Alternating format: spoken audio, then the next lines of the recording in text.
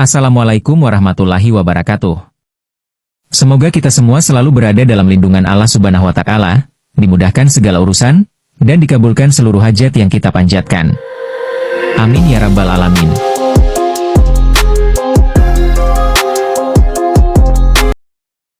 Pada kesempatan kali ini, admin akan membahas pandangan para sufi dunia mengenai Syekh Ahmad Sohibul Wafa Tajul Arifin atau yang lebih dikenal dengan sebutan Abah Anom. Abah Anom muncul sebagai sosok sentral dalam pandangan empat ulama besar dunia.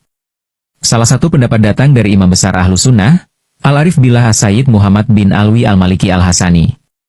Kisah mengenai pandangan beliau ini bersumber dari majalah Nuqtoh, edisi ke-9 yang terbit pada 26 Januari 2010, tepatnya di halaman 32 dalam artikel berjudul Mengenal Abah Anom melalui Pandangan Batinnya. Pada 40 hari menjelang wafatnya, Imam Muhammad bin Alwi sempat bertanya kepada Kiai Haji Dodi Firmansyah tentang seorang guru yang telah menanamkan pesan-pesan agung di hati sang Kiai. Pertanyaan tersebut membuat Kiai Haji Dodi Firmansyah terperanjat, terlebih ketika nama Syekh Ahmad Sohibul Wafa Tajul Arifin disebut, ulama besar itu langsung mengungkapkan kekagumannya. Secara spontan, Al-Imam Al-Alim Al-Alamah Al-Arif Billah Muhammad bin Alwi Al-Maliki menyatakan bahwa Syekh Ahmad Sohibul Wafa Tajul Arifin adalah Sultanul Aulia fi Hazza Zaman, atau Raja para Wali di zaman ini. Lebih jauh lagi, beliau bahkan menggunakan istilah Qaddasallahu sirrahu, yang memiliki makna penghormatan ruhnya, alih-alih istilah umum yang biasa dipakai seperti radhiyallahu anhu. Meskipun secara lahiriah keduanya belum pernah bertemu, mereka telah saling mengenal dalam ruang spiritual, yang melampaui batas fisik dan waktu. Dalam konteks ini, yang menjadi perantara adalah Kiai Haji Dodi Firmansyah. Ulama ini lahir di Garut pada tahun 1978, dan dikenal memiliki kemampuan hikmah sejak usia SMP. Ketertarikannya terhadap ilmu tasawuf terlihat sejak masih kelas 4 SD, saat ia mulai belajar di pondok pesantren Suryalaya. Kemudian, ia menggali lebih jauh ilmu agama dengan mendalami ajaran Al-Arif Billah As-Sayyid Muhammad bin Alwi di Mekah, selama 6 tahun. Pada tahun 2006, setelah kembali dari perjalanan belajar di pesantren Mekah, sang Kiai menikah dengan Hajah Siti Fatimah, putri seorang pengusaha asal Tasikmalaya. Dari pernikahan itu, mereka dikaruniai seorang putra yang diberi nama M. Lutfi El-Maki. Kisah menarik kedua, terkait Abah Anom, muncul dalam pandangan Alimul Alamah, Syekh Muhammad Zaini Abdul Ghani Al-Aidrus, atau yang lebih dikenal dengan sebutan Guru Sekumpul. Ada cerita dari Subhan, seorang dosen IAIN Suryalaya, yang pernah bersilaturahmi dengan Tuan Guru Ijai di Martapura, Kalimantan Selatan. Dalam pertemuan tersebut, Tuan Guru Ijai menyebutkan bahwa Syekh Ahmad Sohibul Wafa Tajul Arifin adalah lautan Torikoha, sementara Abah Guru Sekumpul dikenal sebagai seorang wali mursyid yang masyhur, dikunjungi oleh para ulama dan habaib dari berbagai belahan dunia. Syekh Muhammad Zaini Abdul Ghani pun pernah menyampaikan bahwa Syekh Ahmad Sohibul Wafa Tajul Arifin adalah lautan Torikoh. Berita ini kemudian dibawa kepada Abah Anom, yang membalas pernyataan tersebut dengan mengatakan bahwa Syekh Muhammad Zaini Abdul Ghani adalah lautan ilmu. Pandangan ketiga datang dari Syekh Muhammad Nazim Adil Al-Hakani, seorang mursyid tarekat Naqsyabandi yang terkenal berasal dari Siprus, Turki. Suatu ketika, beliau bermunajat kepada Allah, dan bertanya tentang siapa manusia paling ikhlas di muka bumi saat itu. Jawaban yang didapatkannya adalah Syekh Ahmad Sohibul Wafa Tajul Arifin, yang disebut berada di bumi bagian timur. Akhirnya, pada tahun 2001, Syekh Nazim Adil Al-Hakani pergi ke Indonesia, dan bertemu Abah Anom di Suryalaya. Kedudukan Abah Anom sebagai Sultanul Aulia telah diakui oleh para ulama sufi sejak saat itu, hingga wafatnya pada bulan September tahun 2011. Pandangan keempat ini, menyebutkan pengakuan langsung dari Syekh Hisham Kabani, kepada Kiai Haji Wafyuddin, melalui email. Dalam pesan tersebut, Syekh Hisham memuji Abah Anom sebagai Sultan, Raja para Aulia, yang keberuntungannya luar biasa. Ketika wafat, beliau diyakini berkumpul bersama para nabi, dan para wali. Dalam majalah Sintoris, atau Sinar Thariqah Islam, tercatat nama As-Sayyid Al-Alamah Al-Arif Billah, Syekh Muhammad Nazim Adil Al-Hakani, radhiyallahu anhu. Syekh Muhammad Nazim menyampaikan bahwa, Syekh Ahmad Sohibul Wafa Tajul Arifin adalah seorang wali agung di kawasan Timur Jauh. Beliau, melalui Kiai Haji Wafyuddin, datang ke pondok pesantren Suryalaya untuk bertemu dengan Abah Anom. Dalam kunjungan tersebut, pada tanggal 5 Mei 2001, Syekh Nazim berkesempatan memberikan pidato yang penuh makna di hadapan para hadirin di pesantren tersebut. Isi pidatonya menekankan betapa besar penghormatan beliau terhadap Abah Anom. beliau menyatakan, saya mengambilnya dari dalam kalbu beliau. Di hadapan Abah Anom, saya terlalu malu untuk berbicara, hanya berdasarkan apa yang ada di hati saya sendiri. Kalbu beliau begitu terang sehingga menginspirasi saya secara mendalam. Pidato tersebut pernah dimuat di majalah Sufi dengan judul Lilin-Lilin, tapi tidak bercahaya. Sheikh Nazim juga menyinggung bagaimana banyak ulama memberikan pengetahuan agama kepada umat, namun pengetahuan itu seringkali dianalogikan sebagai lilin-lilin yang tidak bercahaya. Beliau menjelaskan, meskipun lilin-lilin itu besar seperti pohon kelapa, tanpa cahaya mereka tidak memiliki arti. Salah satu cahaya sejati ada di kalbu Sheikh Ahmad Sohibul Wafatajul Arifin. Sheikh Nazim melanjutkan, saya tidak tahu apakah nur ilahi yang beliau bawa akan berhenti sampai di dirinya saja, atau apakah masih akan ada penerus setelahnya. Namun saya yakin dan berharap, akan hadir orang-orang berikutnya yang membawa cahaya tersebut. Siapakah mereka? Saya tidak tahu, tetapi saya mendorong Anda semua untuk menerima nur ilahi dari beliau, selagi beliau hadir di tengah-tengah kita. Beliau menutup pidatonya dengan seruan agar para hadirin membuka hati untuk menerima pancaran nur ilahi dari kalbu Sheikh Ahmad Sohibul Wafatajul Arifin. Menurut beliau, apa yang disampaikannya bukanlah berasal dari kalbu pribadinya sendiri, melainkan pesan-pesan yang terpancar dari kalbu Abah Anom, dan menyentuh hati beliau secara mendalam. Itulah gambaran singkat mengenai pandangan dari para ulama dunia, serta para mursyid tarikah, yang tersebar di berbagai penjuru dunia. Dan pada kesempatan kali ini, admin ingin berbagi sedikit cerita tentang karomah Abah Anom. Diceritakan tahun 1988, diadakan penataran Mubalik Tekian Suryalaya yang berlangsung di kediaman Dr. Randes. Kiai Haji Otong Sidik Jajawi Sastra, Ketua Bidang Ilmu dan Dakwah saat itu, bertempat di Banjarsari, Ciamis. Acara ini dilaksanakan selama 1 pekan, dimulai dari hari Senin hingga Sabtu. Pada hari Rabu dalam penataran tersebut, salah seorang peserta bernama Kiai Haji Yasin Nur Falah mengajukan pertanyaan seputar sebuah hadits qudsi. Dengan rasa ingin tahu, Kiai Haji Yasin bertanya kepada Kiai Haji Otong, mengenai hal itu sebagai berikut.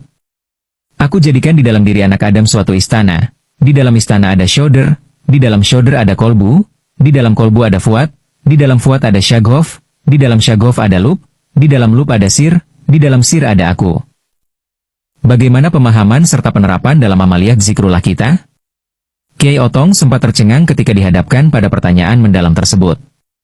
Dengan penuh ketawaduan, beliau menanggapi, wah, saya belum sampai ke sana. Saya tidak berani menjawab. Akhirnya, pembahasan tentang pertanyaan itu ditunda hingga penataran selesai pada Sabtu mendatang. Setelah acara penutupan penataran Mubalik Tekian Suryalaya selesai, seluruh peserta diarahkan menuju Pondok Pesantren Suryalaya, mengikuti tradisi dalam setiap penyelenggaraan penataran. Para peserta akan menerima doa restu beserta talqin latifah 7 dari Pangersa Abah Anom, sapaan penuh penghormatan kepada Kiai Haji Ahmad Sohibul Wafatajul Arifin. Beberapa jam berselang, para peserta telah berkumpul di ruang madrasah Ponpes Suryalaya. Mereka duduk dengan tenang, menantikan kehadiran Pangersa Abah. Seiring terbukanya pintu ruang tengah, suasana seketika hening. Semua mata tertuju pada Pangersa Abah yang berjalan mantap menuju salah seorang peserta, yakni Kiai Yasin. Diceritakan tahun 1988, diadakan penataran Mubalik Tekian Suryalaya yang berlangsung di kediaman Dr. Randes. Kiai Haji Otong Sidik Jajawi Sastra, Ketua Bidang Ilmu dan Dakwah saat itu, bertempat di Banjarsari, Ciamis. Acara ini dilaksanakan selama 1 pekan, dimulai dari hari Senin hingga Sabtu. Pada hari Rabu dalam penataran tersebut, salah seorang peserta bernama Kiai Haji Yasin Nur Falah mengajukan pertanyaan seputar sebuah hadits qudsi. Dengan rasa ingin tahu, Kiai Haji Yasin bertanya kepada Kiai Haji Otong, mengenai hal itu sebagai berikut. Aku jadikan di dalam diri anak Adam suatu istana, di dalam istana ada shoulder, di dalam shoulder ada kolbu, di dalam kolbu ada fuad, di dalam fuad ada syagof, di dalam syagof ada lub, di dalam lub ada sir, di dalam sir ada aku. Bagaimana pemahaman serta penerapan dalam amaliyah zikrullah kita? Kiai Otong sempat tercengang ketika dihadapkan pada pertanyaan mendalam tersebut.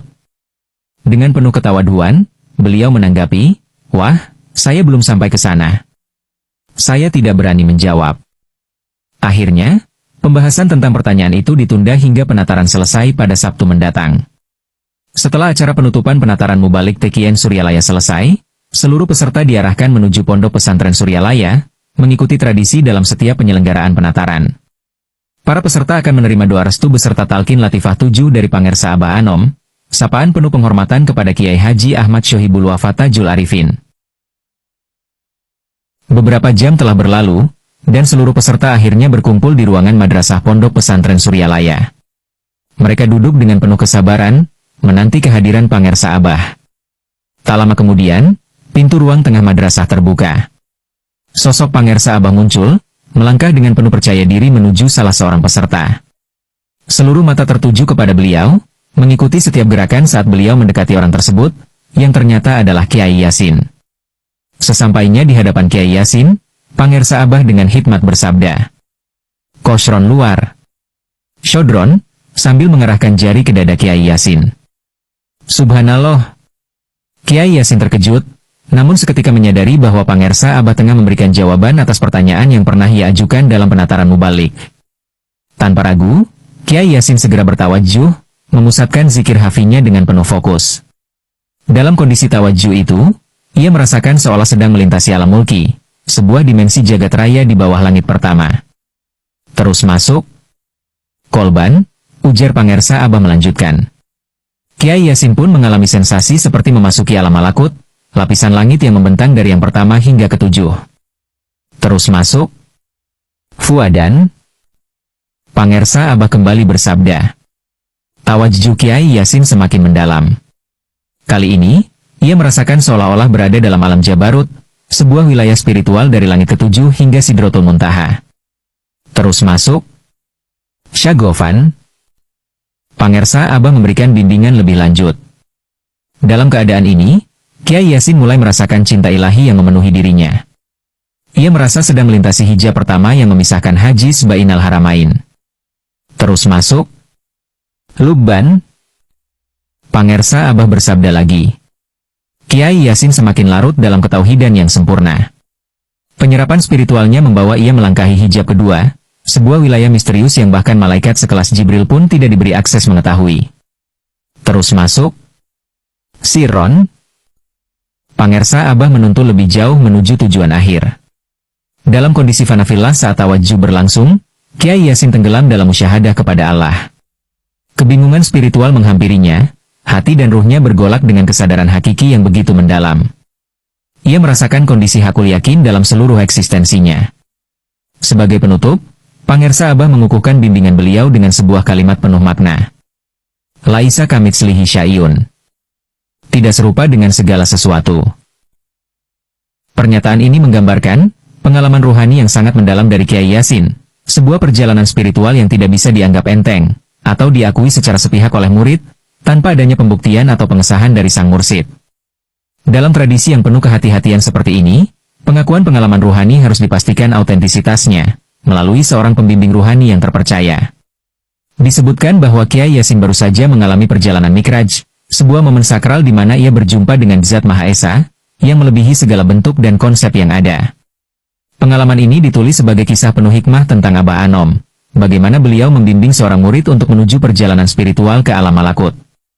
Kisah ini diceritakan secara langsung oleh K.H. Yasin Nur Falah kepada Al-Fakir secara pribadi setelah waktu isyraq, di Masjid Pondok Pesantren Darul Falah, Cianjur, pada tanggal 9 Desember 2000 atau bertepatan dengan 13 Ramadan tahun 1421 Hijriah. Terima kasih sudah menyimak. Semoga menjadi pelajaran berharga bagi siapa saja yang mendengarnya. Like, komen, dan share. Terima kasih banyak. Wassalamualaikum warahmatullahi wabarakatuh.